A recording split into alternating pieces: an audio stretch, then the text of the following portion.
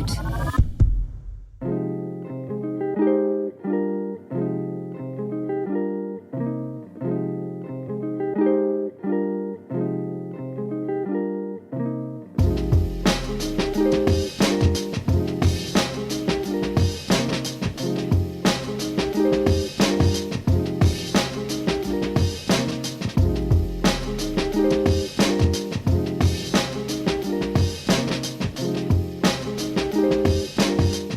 Welcome back to the Weekly Roast. How's it going, guys? How the hell are you? How are your hearts? And of course, how are your heads? Guys, what's going on? How are you doing? Thank you so much for joining us. We seem to have a lot of new listeners of late. So you're very welcome. You are very welcome to the Weekly Roast, the show where every week people from all over the country, if not the world, chime in with the things that are bothering them and then we roast them. So it's good to have you with us from all corners of the world that you're listening in from. Nevertheless, guys, before we begin this show, I'm here with my trusty wet nurse, Kieran, and I would just like to make a little announcement, okay? I own the copyright to all images and posts submitted to my Instagram profile and therefore do not consent to Meta. Can we just talk about these people, Kieran? How is this still happening? Are you seeing these stories over the weekend? Oh, yeah. I own the copyright to all images and posts submitted to my Instagram profile and therefore do not consent to Meta. I think your potato quality pictures from the Girls Aloud concert are safe, Niamh, okay?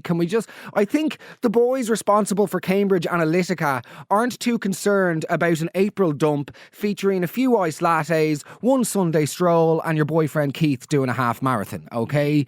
The pictures from the Girls Aloud concert, Niamh, they are more of a threat to Cheryl Cole's integrity than the age gap between her and Liam Payne when he first started on The X Factor. Do you know what I mean? I just don't understand how the arrogance of people to assume people, like anybody care. Facebook literally employs people to sift through the most graphic, violent and sexual content that people upload to the site, which violates their content policies in terms of service, okay? They've now got a team of idiots to comb through the most mundane, basic and monotonous content on the internet who don't even get paid. And do you want to know something, Niamh? We're those idiots. That's us, okay? Because I've just scrolled through 7 Insta stories of you trying to record the girls from Girls Aloud do themselves proud while performing a version of Call the Shots that is so outdated it could be a comedy show on RTE. Not even the head honchos. How do people think that even just the average honchos, even just the basic run-of-the-mill honchos in Instagram would have any interest in your content? It's absolutely... I own all the copyright to these images. Do you, yeah? I'm sure there's a team of auctioneers down at Christie's currently devastated to hear that the rights aren't up for grabs from Sharon's B-Day drinks and Hayden's christening day too. Christening suspiciously spelled with a K. And the pictures featuring an alarming amount of strobe lights for what should be a religious ceremony. I do not consent to Meta or any other company. So do you honestly think that Nestle or Volkswagen are also scrolling through your Instagram? Where do these people get off? Do you think Zuckerberg is sitting somewhere in a boardroom getting alerted of their of the rebellious streak? Mark, sorry to pull you out of this meeting here with the Ecuadorian president, but Keith from Hackettstown, who usually only ever posts pictures of his car or stuff to do with Liverpool, has decided he's not going to grant us the rights to reproduce his content in order to train AI. What should we do? I don't know. This is tough. It's right up there with the Winklevoss case. This is just, first and foremost, for those of you unfamiliar, the reason why people are sharing this, okay, to their stories is because that apparently Instagram is using content, right, in order to train AI and make AI smarter. Let's get something very clear. If the education of AI technology across the spectrum of the internet was reliant on content from Keith or Niamh's Instagram account, there would never be any concern of a robot takeover. Humanity would remain top dog. We would be happy, joyous and free, existing harmoniously with a ChatGPT that has the emotional intelligence of a Tamagotchi, okay? Or a fucking broken Furby. So, Mr. AI, what did you learn this week? I post picture of morning with song in background. Kanye West, good morning. I also take picture of holiday and write How is your Monday? Good stuff.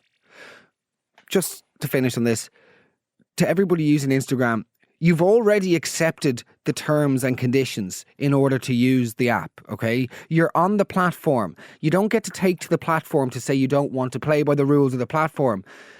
You don't get to decide halfway across the Irish Sea on the Ryanair flight to Glasgow that you'd actually rather swim. Do you know what I mean? You're already, it's too late. I just don't get how people are still falling for this. They have to be the same large-brained Homo sapiens who also fell for like correspondence from Nigerian royalty or thought that Facebook would be responsible for stopping an African warlord because they shared a picture of Joseph Kony to their wall in 2009. Do you remember that? Were you one of those? Did you try and find Kony? Did I ever tell you, man, oh my God, during COVID, okay, I went on a bit of a rampage of like really hating psychics. Because I just was like, really, I got on my moral high horse, wouldn't be like me. I got on my moral high horse and was like, they shouldn't be taking money from, vulnerable and naive members of society. And I wrote into this magazine. I think the magazine was called Chat It's Fate. Hold on, I'll dig a picture out. I'll share this to my Instagram if people message me about it. So there's a psychic called Sally Morgan, right? So look at this. Look at the picture. See the picture there? So I sent in a picture, okay, of Joseph Kony. It's called Lost Connections, where apparently the psychic connects you with your loved ones who are dead. So I just go, Dear Sally, please find attached a photo of my granddad Joey when he was in his youth in Africa. I never got to know him personally, but I believe he was an adventurer with a competitive spirit. I'm no longer in touch with that side of the family, but sometimes I wonder what advice Joey would give me now if he was still alive. So I just did that one morning. I sent in this picture of Joseph Kony and he's literally in military garb as well. And I did nothing about it. And about 6 weeks later, I get an email from Chat It's Fate being like, Sally has been in touch with your granddad and she'd like to have a word with you. And I was like, you have to be joking me. And she was like, no. So she sends me then Sally's email after speaking to my granddad, the beloved Joey. Dear Mark, what a truly wonderful photograph of your granddad Joey. Like you, I get a sense of his strength of mind and his generosity of spirit towards others. This is the African warlord, Joseph Kony, famous for child soldiers. His spirit energy most definitely is able to be around you, especially when he is within your thoughts. He guides you and insists on honesty, loyalty and duty. We all struggle with certain challenges in life, Mark. Your grandfather knew well about such challenges, about how to overcome difficulties thrown at him. Therefore, he will definitely guide you and help you make decisions that you find difficult. Your grandfather would love to feel that you have some sort of contact with his side of the family. Although at times he could be a loner, he felt dutiful towards his family and would help in any way that he could. He talks about your mother and how important it is to listen to her and show support and particularly kindness at difficult times. I do hope you have this picture in a frame where it can be seen at all times. So they asked me for a response. And I wrote back going, and they fucking printed this. Thank you, Sally, for such a warm message. As a child, I would always soldier on. Whenever thoughts of Joey popped into my mind. But I feel an enormous sense of freedom after hearing what you've said. My mother does not like talking about him at all, and sometimes would even refuse to admit that he was real. I'm going to make a big effort to reconnect with her and do some listening instead of talking. I've gotten a frame for this gorgeous picture and will be hanging it up in my living room beside my uncle Joseph and my father Idi. Idi Amin. Thank you so much for this, Sally. It's given me a huge sense of comfort. Welcome back to the Weekly Roast.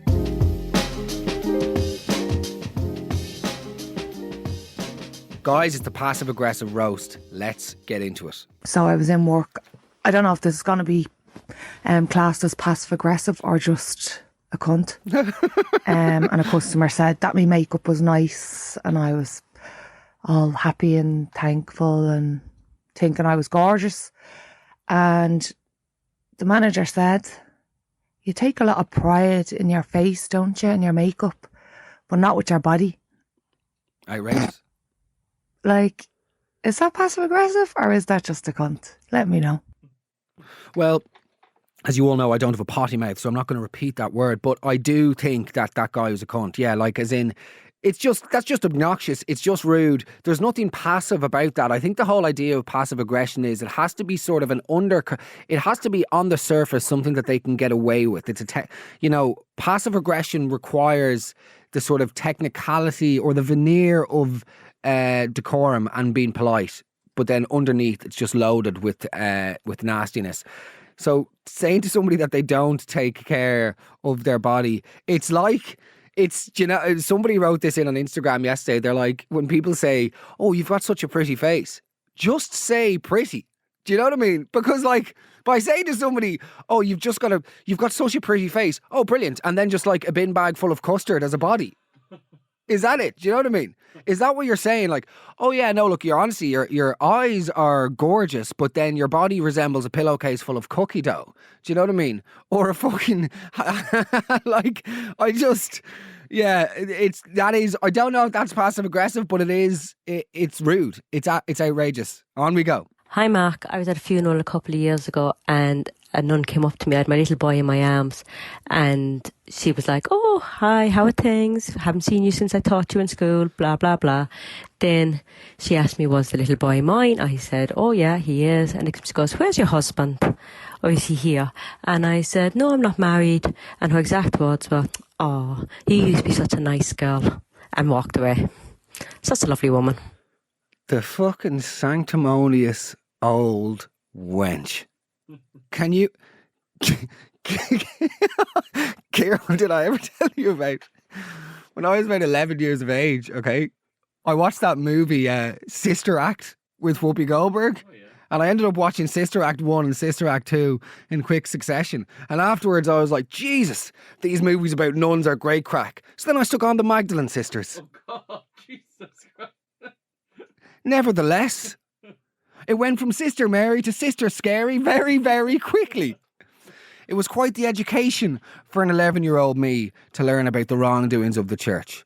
And probably was the reason why I never joined a convent. Yeah, this particular woman, by the way, this particular nun, she was having absolutely none of it. That's why they pay me the big bucks. There you go. Yeah, like... What a the sanctimony. Like that is where do you get off speaking to people like that? That just that honestly makes my blood boil so much. Yeah. Go on, Whoopi. Let's go. Hey Mark. So I think the most passive aggressive thing that people do in WhatsApp groups is when they address the group that you're in.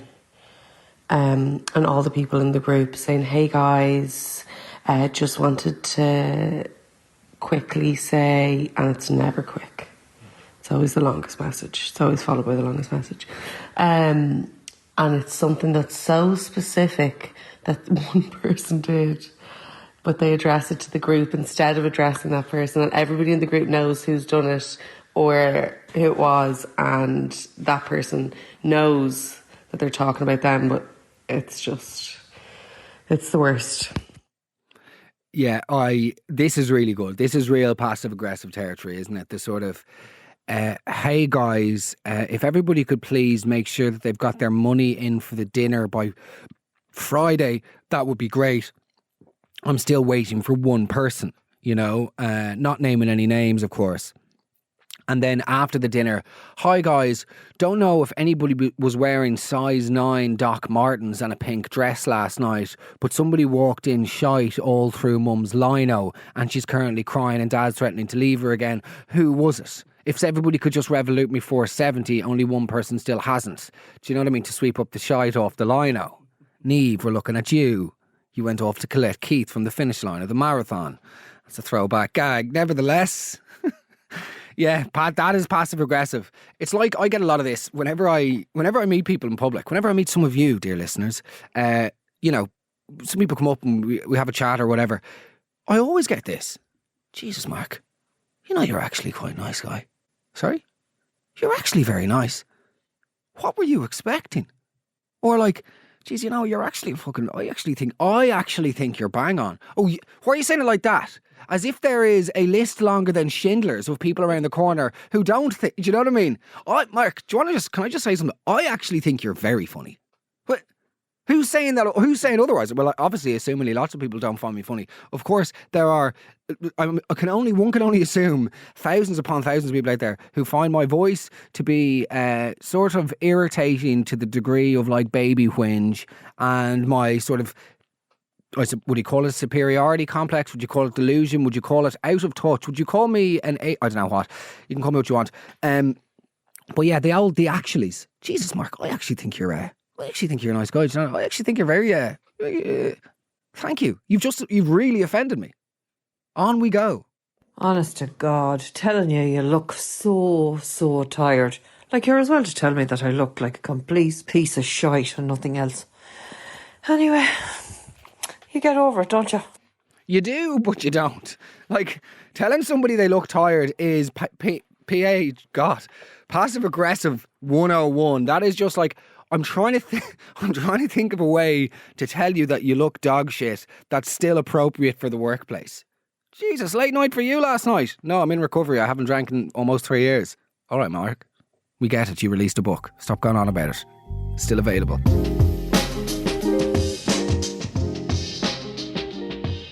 Guys, it's the roast of passive-aggressive people. And on top of the pyramid of passive aggression, pleasantly perches the mothers-in-law, it would appear.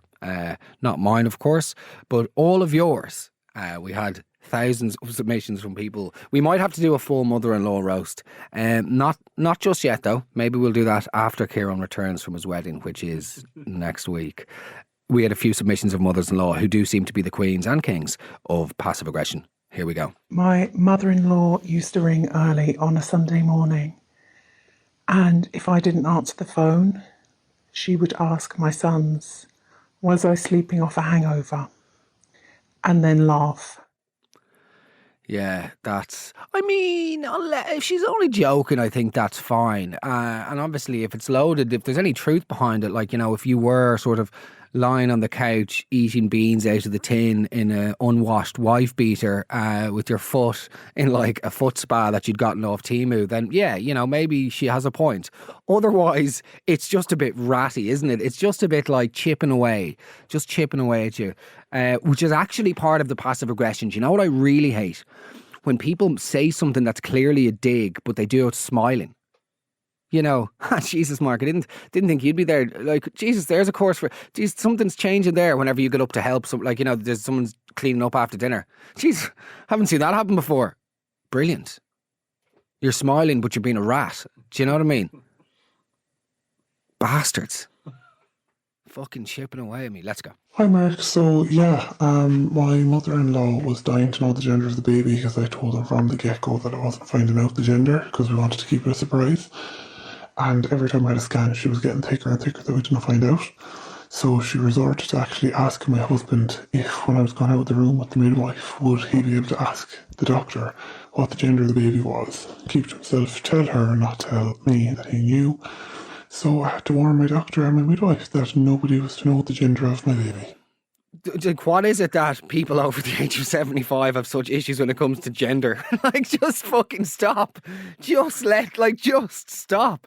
I feel like that's not even passive aggression. It's more just like, genuinely stop. Get out of your son's life. Leave alone your son's wife. Stop being such a meddling, annoying wench. Step back off. It's not your place. It shouldn't even matter to you, by the way, whether it's a boy or a little geely. It doesn't even...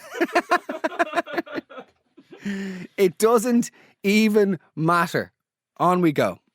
Progression. We were about 6 months married, discovered that I was pregnant, building a house. Let's go. Walking around the foundations, and my mother-in-law pulled me to one side and said, is such and such happy that you're pregnant? And my words were well, I didn't exactly ride myself.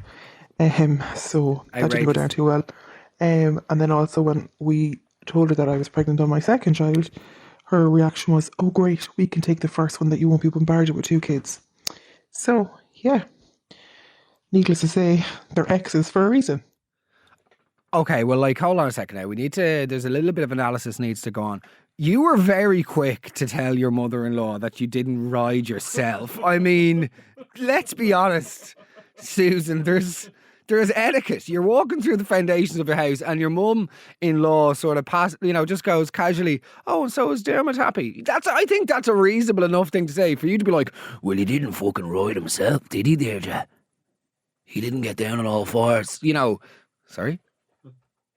But like, I feel like you jumped the gun there a little bit with that comment. However, we then jump to you having a second child and your mum asking to take your first child. Surely the child was of age at this point as well, like 6 or... Oh, this is just, it's a bit bananas. I don't know if it's passive aggression, but it's definitely bananas.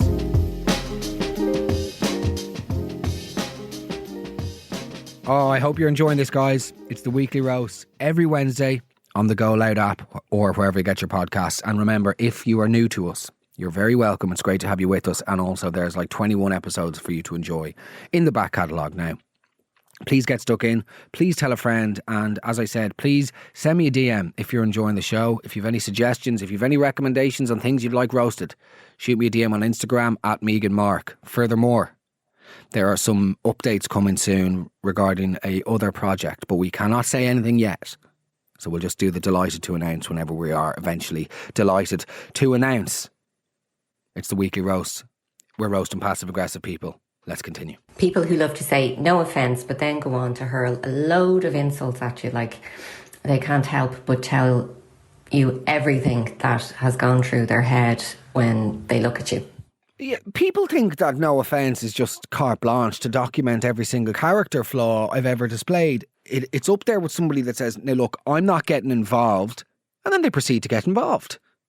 Look, I'm not getting involved now. But I will say that he threw the ball first, and then I look at, no, that's not me now. You don't just get to launch the grenade include yourself, and then back out and act like you're Switzerland. That's not the way that this works. Geopolitical gag, let's go. But like, you don't get to do that. Or look, I'm not racist, but here we go. Here we go. Look, I'm not racist, but our country. Yeah, what about our country? What about it? Let's go. Yeah, you're not sitting on the sidelines with comments like that. Onwards. Hi Mark, so I used to do night shift in a hospital with this particular nurse, and so like you'd be busy doing your bits, doing your admissions, getting people settled, and so then you'd say to her, are you ready for a cup of tea? And she'd say, oh God, no, I've got an admission to do, I'm too busy. So you'd have a few minutes in between your busyness and you go and make a cup of tea and come and sit down with it, whereas she will come then past you going, so I suppose I'll make my own tea. No, don't you get up, I'm absolutely fine, it's fine. No, it's great, isn't it great now that you can have a cup of tea? Yeah, absolute passive aggressiveness. That really winds me up. It's almost like, do you ever get when you miss a phone call from somebody? Like you literally miss one call. Your phone broken? Nope. I simply missed a call. Oh, I rang you earlier. Yeah, I didn't answer it. And on that, by the way, do you know what I think the biggest problem about phones is? It's the fact that we need an excuse all the time to not answer the phone. Oh, sorry, it doesn't matter. You shouldn't need to have to provide a justification or reason for just not taking a call at a time it doesn't suit you. Do you know what I mean? Do you ever find yourself looking at your phone? You're on the couch, you could be enjoying a movie with your fiancé, you could be doing anything. And you just look at a number comes, you go, no, I'm just not interested. But you start internally already panicking, having to preempt what excuse you're going to use later whenever you do call them back. We don't need to be always accessible. You should be able to just go, I'm not replying to that. And that's the thing with WhatsApp as well. When people have the fucking audacity to go, like, follow up because they've seen that you've blue ticked a message, just because I've read a message doesn't mean that I'm able to respond in the moment, doesn't mean that I want to respond in the moment, doesn't mean I fucking have to respond at the moment. We're losing boundaries day by day due to cellular devices. Anyway, this wench on the paediatric ward. Yeah, I hate that. Oh no, I'm fine. Those people overdoing the tiredness, like it's up there. Like whenever you do something nice yourself and you go, Jesus, well for some. Why are you saying that? Why are you just ruining all the goodness out of me telling you I booked a holiday? Oh well for some, isn't it? When did you go? You went on holidays and did the hot dog legs on the 5th of January just because you couldn't hold your piss until the summer like the rest of us. Do you know what I mean? And you had to wait and get fucking off to Lanzarote before Little Christmas. Do you know what I mean? Women's Christmas, rather. You know, that's not my fault. Jesus, isn't well for some. Or do you know, the modern millennial version of that, which I'm really not a fan of, is love that for you. How's the podcast going, Mark? Yeah, no, it's great. Fucking Jesus, numbers are doubling every month. Let's go. Yeah, I love that for you. Why are you saying it like that? Like I'm younger than you. It's like there used to be a woman. There used to be when I used to drink in this bar. Did you? Yeah. Why don't you tell us more about that? But like, I used to drink in this bar and I was, 25, and there was like an 18-year-old bartender, but she'd always go, "Hiya, lovey." I'm like, stop calling me lovey. Like, I'm old. I'm fucking 6 years older than you. No. Next. On we go. Hi, Mark. Love the podcast. Love the book as well. Passive aggressive comments / backwards or backhanded compliments. Trying on my wedding dress a few years ago for my bridesmaids, coming out and getting the comment of, "Oh, it's so you. It's so you. It's very you." Like, not like, "Oh, it's lovely, it's gorgeous. Oh, it's very you." That just bothers me so much. Like, if I saw somebody's dress, and I personally wouldn't wear it, I'd still be like, "Oh, it's gorgeous, it's fab." No, it's very you. And my dress was stunning, by the way. Like, in no way out there or wild, like your average wedding dress. It was divine. But yeah, that's it's so you. Thank you. I love that. It's so you. That is so passive aggressive. It's just such, it's such wench. Wench seems to be the word of the week, but it's just wench behaviour, isn't it? Like, oh, that's really you. Like, it's like when people go to weddings though, and they're like, "Oh, it's, oh, fabulous day, wasn't it? Oh, lovely." And the way that they've done the church assembly, very classy. Yeah, and then did you see they've got the name cards, and then they've got the tables, and all the tables are named after a different place in each other. Yeah, no, it's fab. Now, wouldn't be me. No. Oh, no fucking way, no. No, I wouldn't get married in a fucking filthy, disgusting, dirty shithole swamp like this with that cunt of a fucking priest. No fucking way. And the fucking gaudy state, the fucking hack of the fucking dining table room. It looks like fucking Neil Buchanan had an epileptic fucking shot all over the place. That's Neil Buchanan from Art Attack, a very famous show. Used to be on no, I know. Anyway, cunts. Okay. Cheers. I'm just gonna go back to the bar here and do another baby Guinness, and then go over to the table with that, like, you baby Guinness, as if that's interesting, as if that's fucking crack. And then we're going to do the napkin dance, and then we're all going to sit and drown in a swimming pool of mundanity and reach the bottom and get our willies caught in the drain. Let's go, Kieran, before I have a nervous breakdown.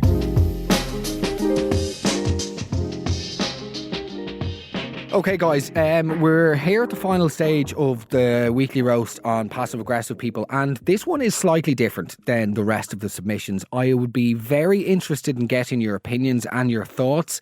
Were it not for the person insisting that she wanted to get my and or your, dear listener, opinions on the matter, I probably wouldn't have included this, but I will be at her request, and please let me know what you think. Okay, so I'm seeing a fella, he is 37, I'm 24. So when it comes to planning things, if it was, say, Thursday evening, he'd be like, "Oh, I'm so tired. When you get to my stage in life, you'll understand what tiredness is. So I can't meet you this evening." If I complain that I'm tired, it's, "Oh, you're young, it's okay for you," even though, like, just because I'm 24 doesn't mean I can't experience tiredness. He also tells me that if I leave him, I'll never have sex like his, because he is the best, apparently. And he also takes all the cans of Coke Zero so that he can return them in the recycling scheme, even though I bought them. But he says that it's his 15 cent because he drank from the can. No. Look, it doesn't really bother me too much, but it's just the pettiness of it. So yeah, I'd love your opinion, thanks. Kieran, thoughts? Doesn't bother me too much. Doesn't bother me. But you said there's a voice note. You said there's a and also, get in the fucking bin, this lad. I'm sorry, that's my opinion. Get in the return bin. Get in the return bin. Take your 15 cent. Here's my 2 cents. Get your 15 cents. None of this makes sense, okay? It makes less sense than my out of business perfume business. No? No sense? Just wordplay, just giving you wordplay here. Yeah, I think that is. Let's cut straight to the chase. You've sandwiched some sort of very weird sexual comments with a couple of mundane and sanit bits, which we'll get to. The sexual thing, you could never leave me because you'll never have sex like I do. You know, she's 24, bro. It's not like, you know, this is her first year of university and, until she'd only read about sex in Emily Dickinson novels. Do you know what I mean? She has the internet. She has hands and feet. I'm sure she's been around the block at the age of she's been around the, no, she's 24 years of age. It's the weirdest threat ever to be like, you will never have sex like mine. It's so fucking embarrassing. And then we get to the Coke cans. No, I drank out of it, so it's my 15 cent. Mate, like, you're 37 years of age. This is, all of these things, I don't know. It's, for me, yeah, more red flags than communist Russia. I just think absolutely goodbye, get out. What was the first thing again? You'll know tiredness like my age, once you get to my age. Just stop talking about your age. People that reference... It's like, do you ever get when you're in a beer garden, okay, and you start chatting to a couple of other people? Now, this is back from my drinking days. And then there's one person sitting there and their whole shtick is, what age do you think I am? I don't care. Give me the fucking lighter and fuck off. What age do you think? No, have a guess. No guess that I say will right. Because if you want me to be accurate, if you want me to be truly honest, I've got flip-flops at home that I've worn that are less weathered than your face. Okay, that's the reality. I have an undersole of Havaianas sitting in my wardrobe that'll be getting taken out for my summer holiday this year. And they are, the rubber on those is more intact than your cheekbones, okay? You know the flask Leonardo DiCaprio drank out of in The Revenant, but like, that's your fucking mush. No, not fair, Mark. But like, what age do you think I am? 60, to be brutally honest. 60. I'm 43. Okay, I'm not surprised. Like, yeah. Well, you probably thought I was 22, did you? No, never. Not even close. Not even, double that, add 7 plus 5. And for, like, do you want to go to the pub? No, you just stop. On we go. Aw, you broke up with your person after 8 years. Oh. Okay, I'm giving you 6 weeks. That's it. Don't want to hear any more about it, okay? What was somebody doing with their arse cheeks in the background there? What the hell? Who was clenching in the back there? It must have been that girl riding herself. Nevertheless, yeah, okay, the acting was, I would say, Oscar award winning. I really enjoy the performances. So please, when you are submitting a voice note, there is bonus points for performances. People, yeah, there is a finite. Do you know what I think the saddest thing is? If you'd like a moment of earnestness, Kieran, if you'd like me to drop the charade of being a comedian for a second, I think the saddest thing is when somebody loses a pet, because you're not really able to mourn animals publicly in the way that you do people. And like, I remember the literal saddest thing, I actually struggled to talk about it. It's not about me. You've done all that in the book. We get it. I met this fella about a year and a half ago, and I was just a random, I was chatting to him in a cafe. He was an older gentleman and he seemed a little bit, to be brutally honest, right? I was like, is he confused? Okay. I'm so horrible to admit, but that's what I thought. I thought he was like confused about something. I was like, you all right? Anyway, we started chatting and he just goes, my dog just died yesterday, and he burst into tears. And it was genuinely the saddest fucking thing I've ever witnessed. So I just said, well, I'll help you find your car. No, don't do this, Mark. But like, it's weird when a pet dies, like, you don't get to, like, if your grandmother dies, or if a member of, anybody that's close to you or something, you're able to go in and say, oh, I'm sorry I was off work, my granny died and people are really sorry, and they'll ask you about it, and then... But when a dog or a cat dies, like, or any animal, let's be honest, I draw the line at rabbits. Well, maybe a budgie, but like, we'd a gerbil called Fred. Don't care. You don't get any annual leave. That's a holiday day. Okay. If it's a gerbil or a hamster, holiday day. Reptile, you're a pervert, Anyway, I feel like people who have reptiles always work in CEX stores. Those sort of guys. Drinking 2 cans of Monster for brekkie. You know the lads. Dorito stained fingertips. Yeah, I know Slipknot was good when Joey Jordison was still in the drums, but still, you have to understand when Corey went into Stone Sour. Yeah, don't get me wrong, guy. Anyway, sorry, look, the ADHD is not good today, but where was I? I don't know. I was talking about mourning animals. Mourning pets, man, it's just so sad. And there should be more of a socially acceptable public process for mourning animals. Am I right? Yeah. There you are. I'm a good person. On we go. Hey Mark, so this is a story about my sister. So a few years ago, she lived with this other girl and it was just the two of them in the house. The girl actually owned the house, so my sister was renting off her. But she was really particular and she definitely didn't want any other housemate. But my sister used the oven and the next day there was a note on the fridge that just said, "Could people please clean the oven after every use?" Even though it was obviously just the two of them in the house. Yeah, look, I'm not one to wade into the old pronoun debate when it comes to comedy, but still, this is that passive aggressive drives me. Like, it's just be direct. I understand that not everybody is verbal when it comes to communication, and some people are better with written words, but just be direct about it. Be assertive. I think as a nation we do struggle a lot with emotional assertion. Would you agree? Like, I think Irish people are pretty bad. It's like somebody, as we speak, by the way, somebody has just sent in another one going, "I'm a curvy gal," and somebody recently said to me at a wedding, "In fairness, you look great." Like, it's just unbelievable. It's just so unfair, the shit that, like, your hair looks amazing. Oh, grand. So what? But what are you suggesting? That my body looks like one of those bags that PE teachers use that holds all those balls in them? You know those ones? Like those nets. Yeah. Passive aggressive housemates are, by the way, I have had them all. But I'm reluctant to make too many accusations or observations about former housemates of mine, because he who cast the first stone and all that, I suspect I wasn't the easiest man to live with throughout my tumultuous early years of my 20s. Basically just playing music all night. Okie doke, let's go. Hi Mark, it's when you're in work and the manager comes up to you and goes, "So why did you do it like that then?" Or "Why did you do this?"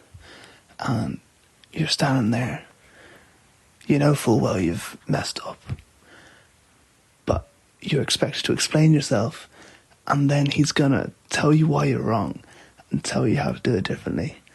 Just cut to the chase, cut out the middleman. Tell me I messed up. Let's move on. Come on. Are you up to your eyes there in Richard E. Grant Impersonators and Sons? He actually did sound like Richard E. Grant, didn't he?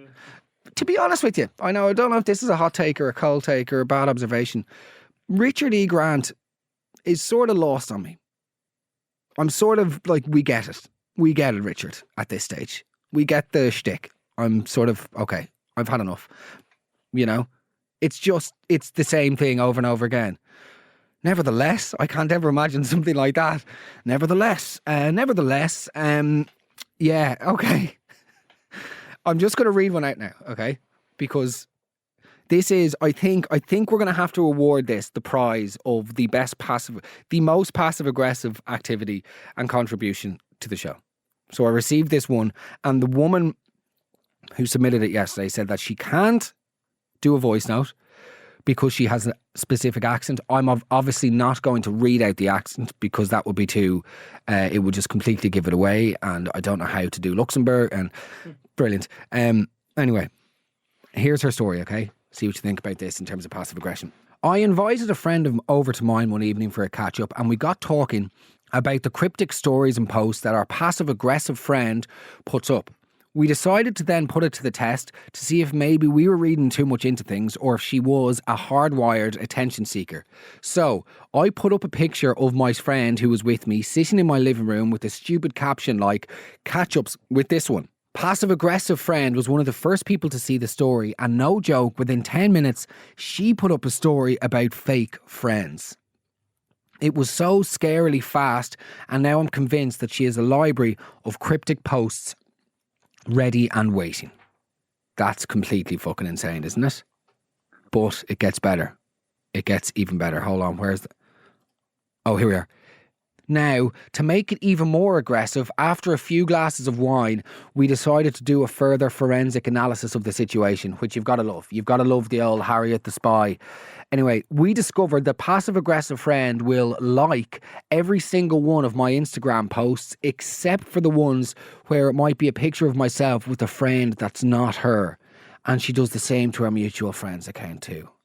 This is not the shit I imagined I'd be dealing with in my mid-30s, but here we are. That's fucking psychotic, I think. That is like you need to have a word and go, is everything all right? Because there are some serious underlying control issues going on here that need to be addressed. And that brings us to the end of the Passive Aggressive Roast.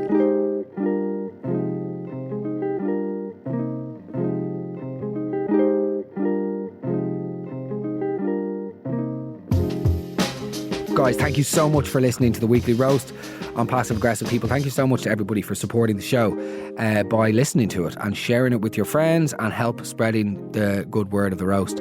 I am very, very excited, guys, about some things that we have in the oven, and I will be releasing them soon, but we have to say nothing for the moment other than dangle the carrot in front of your earlobes like this every Wednesday until they're allowed to see the light of day.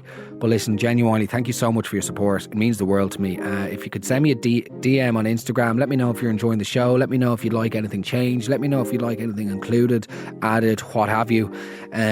Yeah, I just appreciate it so much. It's so much fun recording this every week. Myself and Kieran are just having an absolute ball, and we're really looking forward to maybe seeing some of you in the flesh soon.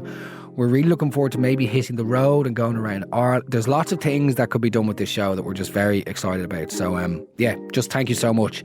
I hope you have a good week. Look after yourselves, and I will speak to you very soon. All the best. Take care.